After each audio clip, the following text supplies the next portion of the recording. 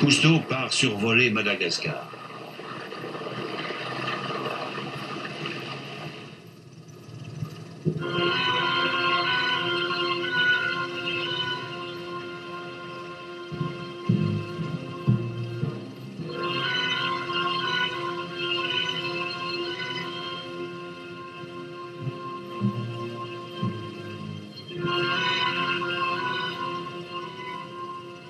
C'est effrayant. Les plateaux pelés offrent leur dos aux caprices du ciel. La forêt précieuse, aux essences uniques, a pratiquement disparu et ne recouvre plus que 20% de l'île.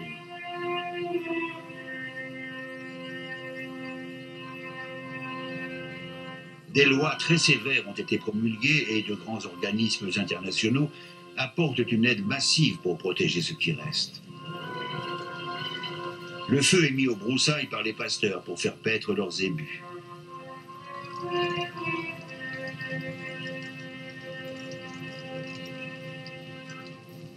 Ces feux sont aussi probablement à l'origine de la disparition de l'oiseau roc, dont les œufs et les petits furent faits prisonniers des incendies. Les chasseurs firent le reste.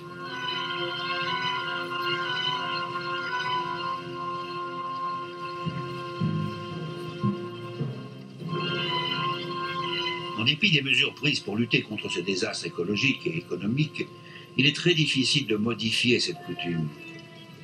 Les agriculteurs allument aussi des incendies dans les forêts primaires pour la culture du riz sur brûlis. Les plus jeunes ont appris à l'école des techniques plus performantes, mais de retour au village, ils se heurtent aux ancêtres, se retrouvent exclus, découragés. Ils finissent par céder à la coutume. C'est ainsi que le désastre continue.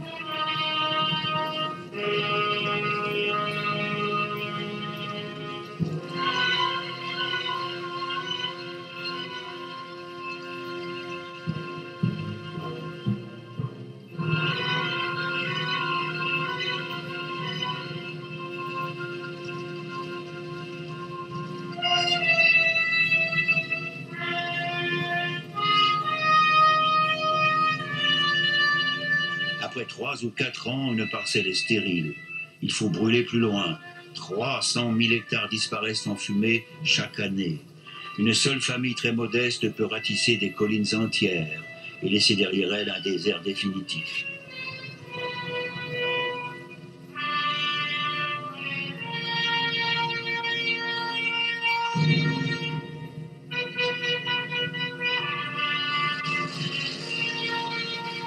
La pluie tropicale vient ensuite achever le ravage en entraînant vers les rivières le sol que plus rien ne retient. Des effondrements de terrain se produisent alors, montrant la tragédie de leur plaie béante offerte à l'érosion. C'est le Lavac.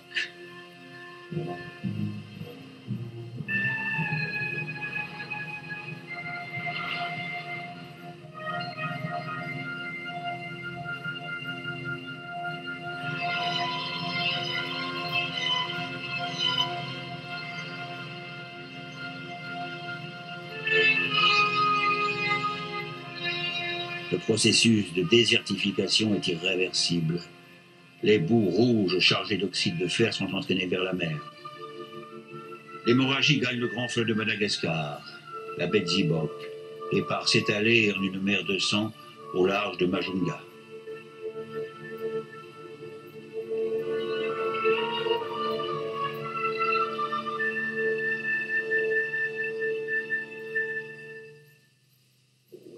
À l'embouchure de la baie de Zibok, les plongeurs de l'équipe Cousteau retrouvent les sédiments fertiles arrachés aux terres de Madagascar.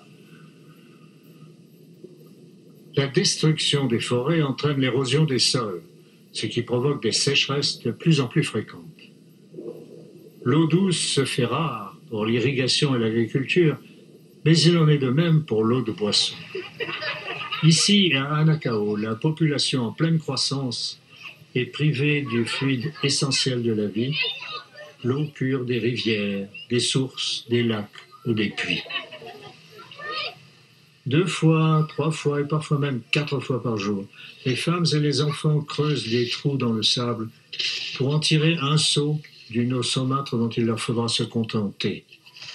Et chaque fois, ces trous doivent être comblés pour être souvent creusés à nouveau le même jour.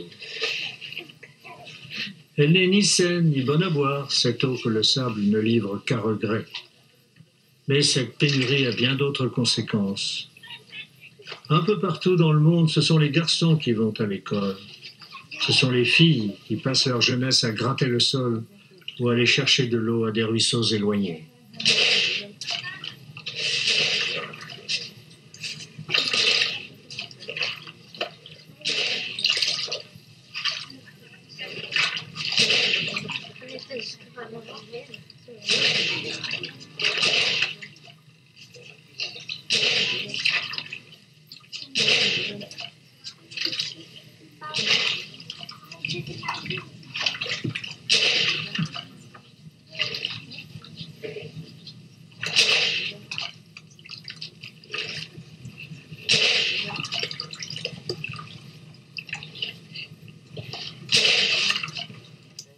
L'eau, ce fluide miraculeux qui tombe du ciel.